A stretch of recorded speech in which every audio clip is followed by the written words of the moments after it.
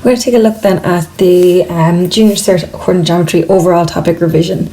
So we're going to start then with topic 1, and that was distance. So all of the formulas for these different questions, they're going to be in the formula tables or the log tables. So that if you see the word distance, or if you see something like this here, then you know you have to find the length of it. Those two lines either side, that tells you that you have to use this formula. The formula is given in the log tables, and this is the formula here. The square root of x2 minus x1 to be squared, and then y2 and minus y1 to be squared. And you make sure then that you're substituting in your values. So the values that you're using here, you're using a and you're using b because you're looking to find the distance between a and b. So if you look at a there, a is going to be 5, 1. B is going to be 3, 4. And then you get your coordinates by using, just pick any point as your first point. It makes no difference what way you do it. You have x1, y1, x2, y2. You can also then say x2, y2, x1, y1. So the main thing to take from here is the 1 and the little ones and the little 2's make no difference, but you have to make sure each point is represented by an x and then a y, and the x is always first and the y is always second. The same as when you're picking out what these coordinates are. The x is the one going first and the y is the one that goes second. So when I look at this here, I can see that my x2 was this coordinate here. So you substitute it all in, making sure, let's say for instance that was a minus 1 there. When I sub that in, I'd be putting in a minus of a minus 1. So I would need to make that into a plus. Okay, so just be aware of that. That's the only thing that can kind of catch people out with this. Subbing the entire thing, and you can put this whole thing here into the calculator to get yourself an answer, or you can work it out yourself, totally up to you. And you will get a length then of the root of 13. Generally, if you get a root, you just leave it as that unless they say to a certain two decimal points or whatever. Okay, so next thing then, that is the distance formula. Part 2 of this then, out of the 9 different parts that we're going to look at, was the midpoint. And again, midpoint, if you see that, that's a nice kind of handy question. All you're doing for midpoint is, again, using your coordinates. So they'll have to really say the midpoint, or else they'll say halfway or something along the lines of that. Bisecting is another word to watch out for. Bisect means cut in half. So if they ask you to find the bisecting point of a line, that's what they're talking about. They're talking about the halfway between two, halfway on that line. So if they look at the midpoint of AB in this case, I'm looking for the midpoint of this line here. So again, I'm using the coordinates as I had above. We knew that A was 5, 1, and then B was 3, 4. And then again, you're calling them x1, y1, x2, y2, making sure that you're taking one x and one y from each, and then the 1 and the 2 don't really matter as long as you have one of the points is all the 1s and one of the points is the 2s. Okay, all you're doing then is you're filling in this formula, and this formula is in the log tables and it's called the midpoint formula.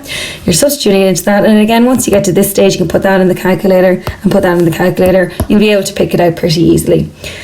All you're really doing there is, if you look at this point 3 and 5, you're going halfway between 3 and 5, and that's where you're getting the 4 from. Halfway between 1 and 4 is 2.5. That's all you're doing. You're just going halfway between them, and that's your midpoint. Okay, so those first 2 bits shouldn't be too difficult. They're kind of the easier ends of this. We're moving on to the slope now. Now there are several different ways to get the slope. There's 4 different ways particular from the junior cert to get the slope. Now there are other ways on the leaving cert.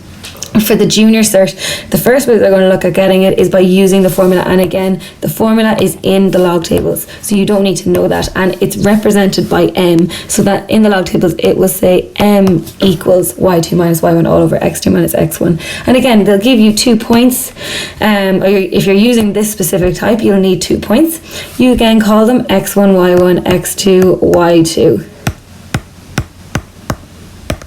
Okay, or whatever direction you want to call them, and substituting them again into that, and you are subbing it again into the calculator. And as you can see here, that minus they put in there, that would have made that into a plus, so that you would have had a 1 plus a 4, and that's where you're getting the 5 from.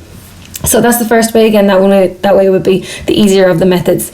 The next way then is, one of these we have definitely seen at junior cert, others some might not have seen. So if I look at this B part here, This is just a kind of a trick of how to use it. So we have two different formats for a line. I could have an equation of a line written as y equals 3x plus 2. Okay, I could also have an equation of a line written as 3x minus y minus or plus 2 equals 0. Now they're the same two lines, but they can just be written in different orders. If it's written in this order here, that's the one that I'm looking at up here, what you can do is you can use minus a over b. So minus a over b. All you're doing is a is the first one, so it's minus 3 over the second one, and that's just a minus 1. So your answer there would be 3. Okay, so that's for if they give it to you in that form where you have x's, y's, and then numbers. So if we look at the questions that we have here, I have done 2 examples. So here are my examples. If line A has an equation of this, find the slope of the line. The slope of the line is going to be minus a over b, that's minus 3 over 2. And you leave it like that. If you can break it down, you can break it down. It makes no difference. Or you're writing it as the lowest fraction that you can. If line B has an equation of this, I am going to have minus a over b. A is always the x value, b is always the y value. As you can see, there's our general formula. Find the slope, and the slope is going to be minus 5 over minus 4. Minus over minus is going to give me a plus, so I have 5 over 4. These are the 3 questions then that we were doing earlier. Or these are 3 example questions that you can give a go of. So minus 2 over minus 3 gives you 2 over 3. Minus 9 over 18, that will break down to give me minus a half. And then this one here, minus a minus 8 gives me a plus, and that's going to be 8 over 4, and then that just gives me a 2. So that's this kind of question where you have the slopes and you're given the equation of the line, you're looking for the slope of that line. Okay, the third way to do this then is this part C here. It says using y equals mx plus c. So using y equals mx plus c then, if you have something in the form of y equals mx plus c, y and x are just the letters that are there. M represents slope, because we saw m earlier was slope, and c represents where it's cutting the y-axis. So if you hadn't seen that before, you can write that y equals mx plus c. You have m is your slope, c is where it cuts the y-axis. Okay? If I'm looking at these questions here, all we're looking to do out of these ones here are looking to find the slope. So if line A has an equation of this, the slope of it is going to be the one sitting beside the x, the 4. If line B has an equation of this, then what you have to do is you have to get rid of this 3 in front, because you don't have a letter in front of that y, or a number, sorry, in front of that y. You need to divide across by it. Same as if it was a minus, you need to divide across by minus 1 then. So in this case here, I'm dividing across by 3. Everything divides by 3, and we get this line here. And that's y equals minus 2x plus 3. So again, I can pick out my slope, and I can pick out where it crosses the y-axis. So that means that if I looked at this equation here, for instance, what I would be able to do there is I would be able to draw a very simple x and a y-axis. I would know it crosses the y-axis at 3, so I go 1, 2, 3. I know I'm crossing the y-axis there. And then to get to my next point, I have to go down 2 spaces. So down 2 spaces. And over 1 space, and there would be my second point. So that's why that C value is useful. So if we look at these 3 questions here then, y equals 5x minus 2, that's nice and handy enough. So 5 is your slope there. Here I need to divide across by the 2 for the second one, and I end up with this. So my answer is minus 2. Here I need to divide across by minus 4. So when I divide across by minus 4, that'll be minus 5 over minus 4. And this will be 12 over minus 4. And that's what I have here. And just be aware, those slashes there, that just means it's written as a fraction. So I would have y equals minus 5 over minus 4x plus 12 over minus 4. So the minuses and the minuses will cancel. Like this, there's my slope. So I just get 5 over 4. And this would become then a minus 3 as my answer. Right, so next thing we're looking at, the last way to get the slope, is using rise over run, and that's just using, then if you have a graph, you do it this way. So once you have a graph or a line that's been plotted, you can just pick out points. So here's 1 point, sorry. Here's 1 point, here's a second point. I can see that I'm going up 1 and over 1. So I will have a slope of 1 there, and that's going to be a positive 1 because I have to go up 1 to get to the next point. You're always going from left to right. So that means that the line P is going to have a positive 1. So there is P. The slope then, this K slope is going to be negative. The only negative that we have is going to be the negative 1, so that'll be K.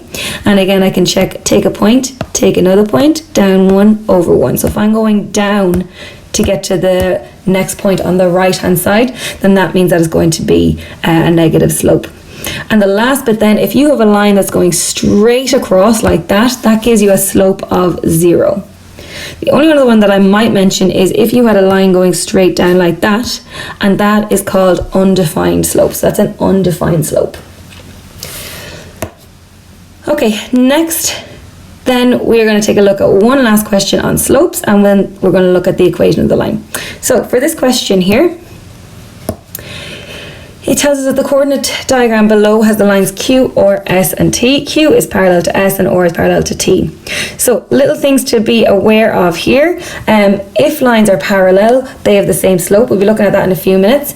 But I can tell from here that these two equations, there's no number before the X. So that means that they have the same slope. So they're going to be two lines that are parallel.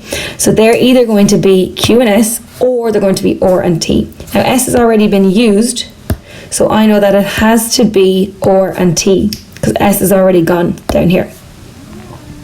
So what I can do there is I can say, well, I know that this one and this one are going to be R and T. How do I find what one they are?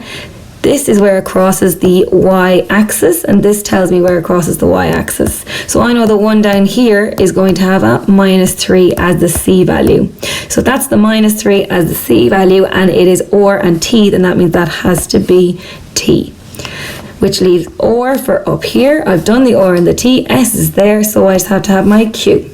Because Q and S have the same slope, then that slope is 2x. And if I look at S, it's going through this point on the y-axis, so that's a -3, and that's where they're getting those values from. Okay, so last thing we'll look at then for this is equation of the line. So equation of a line, you always need three things for the equation of a line. The equation of the line, you need a point, a slope, and you fill in the formula. So the formula that we're going to use for part A is this one here, and that's in the log tables as well. And we need a point and we need a slope. So if I look at this equation or question that we have, the coordinate diagram below has line L drawn from the shop to the school. Work out the slope of L. So if I want to work out the slope, I just pick out any two corners where it's going through points. I can see these two here, it's definitely going through. I wouldn't pick, we'll say this one here, because it's kind of halfway through a point. I pick those two, and I'll use my rise over run, the one we were doing a second ago. How many I'm going up and how many I'm going across. So I'm going up 4 and I'm going across 7. Okay, and it's +4, and the 7 on the bottom is always going to be the same. So that's rise over run, and that's using that slope formula there, rise over run. Now the other thing you could have done is you could have used the coordinate of this and the coordinate of this, and we could have used then the slope formula from the log tables. So either way you want to go with that, but we end up with the same slope of 4 over 7. When we need to do the equation of the line for part G, the second part, find the equation of L. We'll talk about this bit in a second, this specific form. If you're looking to find the equation of the line, you need three things. We have our slope, we have a point. Either point doesn't make any difference. I can use the point for the shop, the point for the school. If there is another very obvious point, I can use that either, but try and again use one that's going through a corner. Okay, so I've this one down here, I'm using this formula here. It's y minus y1, so y minus 5 equals m, and then x minus x1. So the point that they used was the school, and that is the point 4, 5, and they have called that x1, y1, and filled in their formula here.